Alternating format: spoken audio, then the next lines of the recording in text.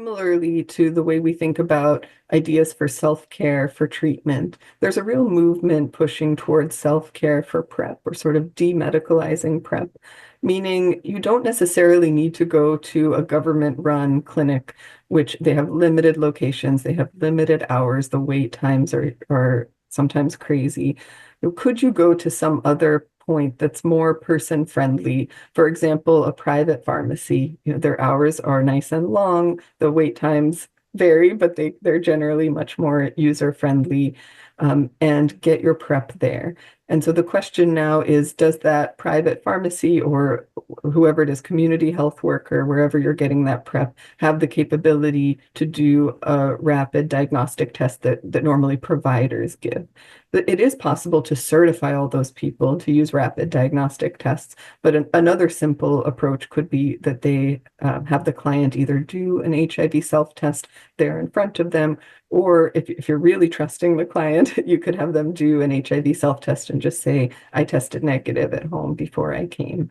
So there are all these different models that are being tested, even a model of virtual care for PrEP, where you can self-test at home, say that you're negative, and get your PrEP delivered to you or delivered to a pickup point.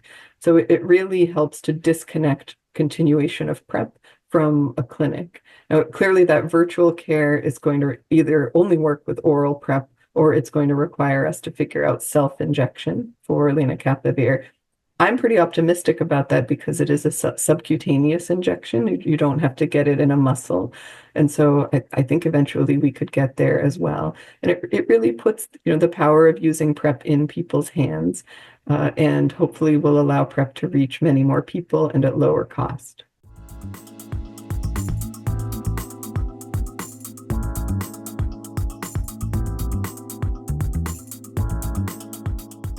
You do need to know HIV status, and that's because, at least as of right now, lenacapavir monotherapy is not considered appropriate treatment for HIV.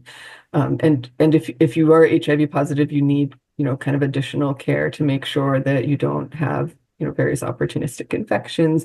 You need a plan to maintain that care for life, whereas PrEP is something that you might take or not take depending on the season of life and the kind of risks that you're going through. There are a lot of other complexities like this. For example, the injectable PrEP has a lead-in or a loading dose that has to be taken as oral medication.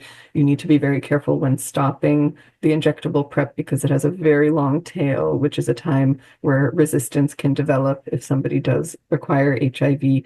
So there are a lot of unanswered questions around self-care, especially with the injectable PrEP. But we know a bit more about self-care with oral PrEP, where it's quite clear that people can start and stop it. People can use it on demand. There have been really nice randomized trials that show that this isn't harmful.